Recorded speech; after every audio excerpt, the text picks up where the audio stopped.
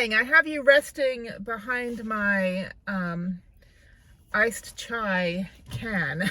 Anyway, it is rainy. It is Indiana. I am leaving. I have to fly back to Santa Fe or Albuquerque and then get my car from the airport and go to Santa Fe. It was really nice last night. We gave the first scholarship that we had raised money for to the first recipient. And then I introduced myself to her and I was like, this is like a whole year of all of us like putting our heads together to come up with this this award. And then they had other awards. They had a lot of awards. And then they had another award for a student that was killed in a car crash in 1995. And I had visited the campus in 95 and stayed with a lot of her friends in the senior dorms for like 4 days. And so they were all telling me about how great she was and all this stuff. And I'd put that in my, like my letter to the college. I think I wrote an essay, I don't remember. But I know I wrote a letter because I had mentioned that one of the things that drew me to the college was that the sense of family and friends existed within the people that I was staying with, and because they were friends with this girl that had passed away. And then my sophomore year, I was awarded the scholarship in the name of the girl that was killed. So I was the second recipient.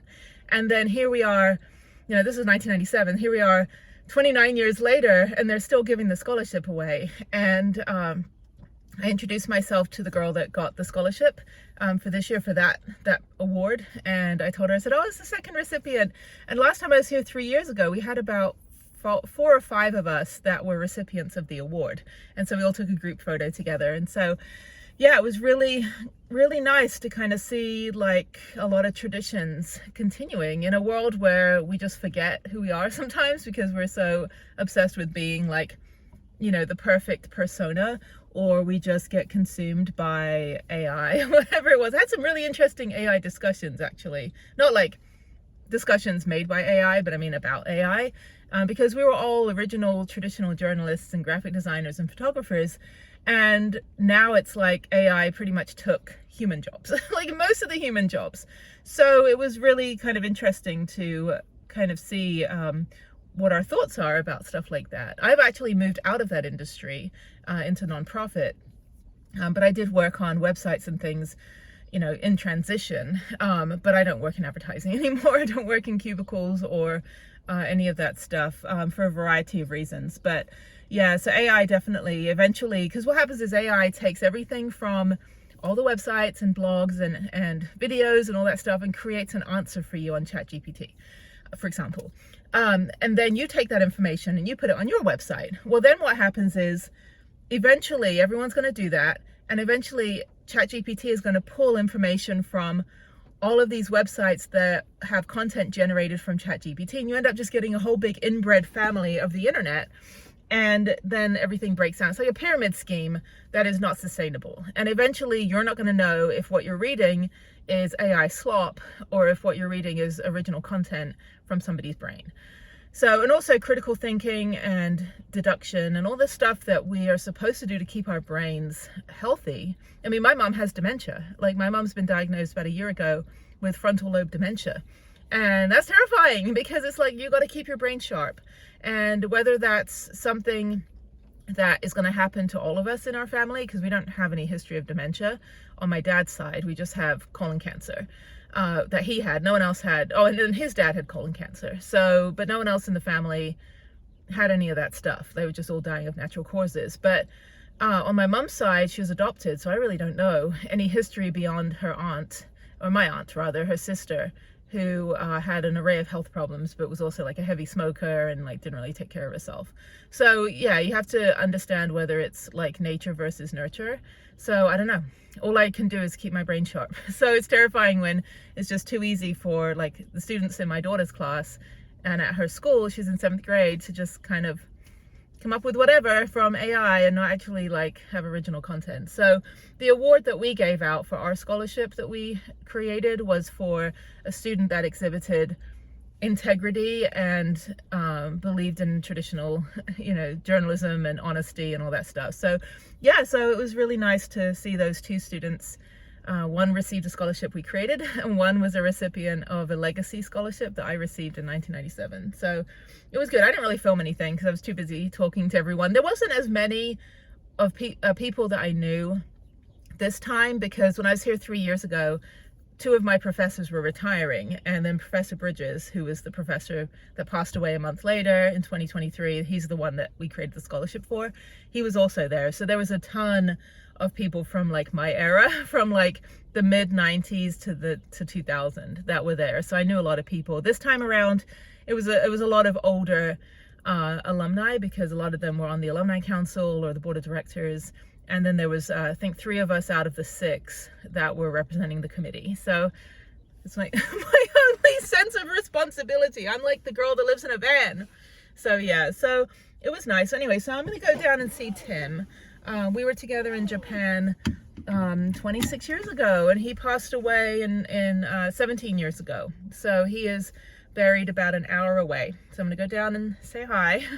And I always make a point to visit. And the difference between like Tim and Jeff is that we don't have a final resting place for Jeff.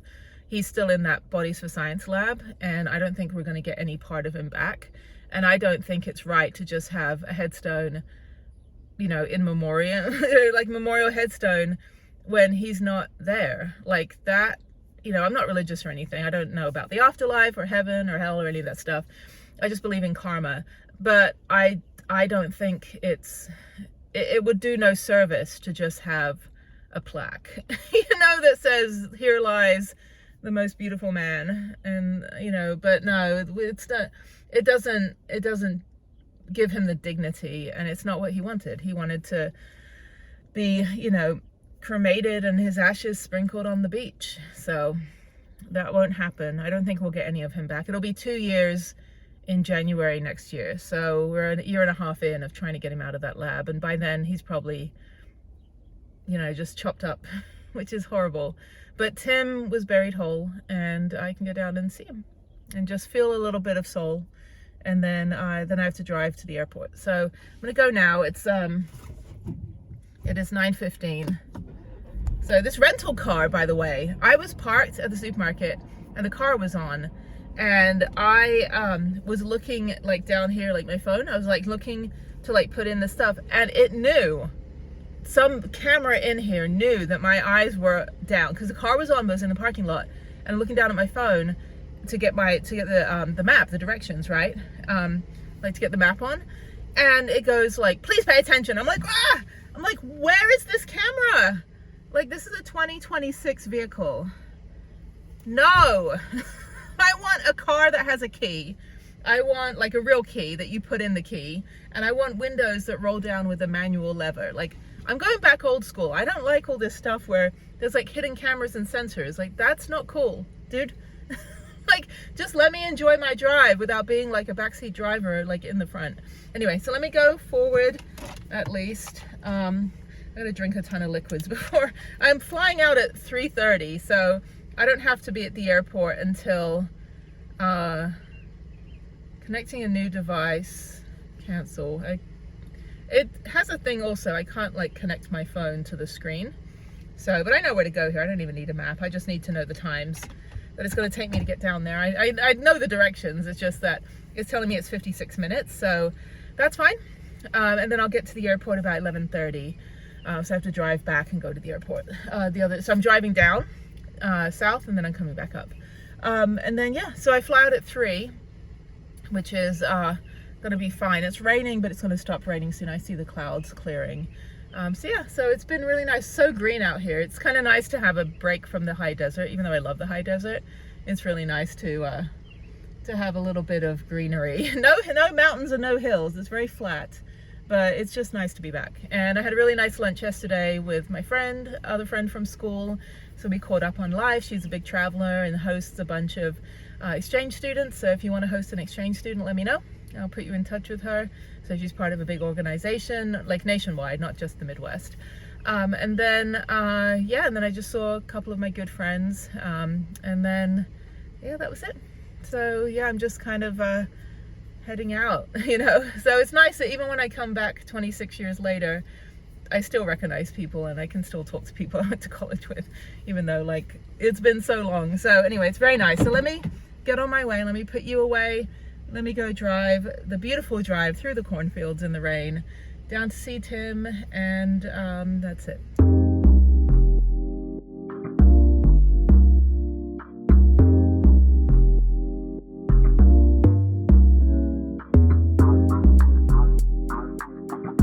All right, I dropped off my car. There's me. There's me. Okay, let's not get hit and go back in the way I came out. So I need to go consolidate all this stuff and probably throw some food away that I can't eat before I go through TSA. I don't think you can take yogurt through.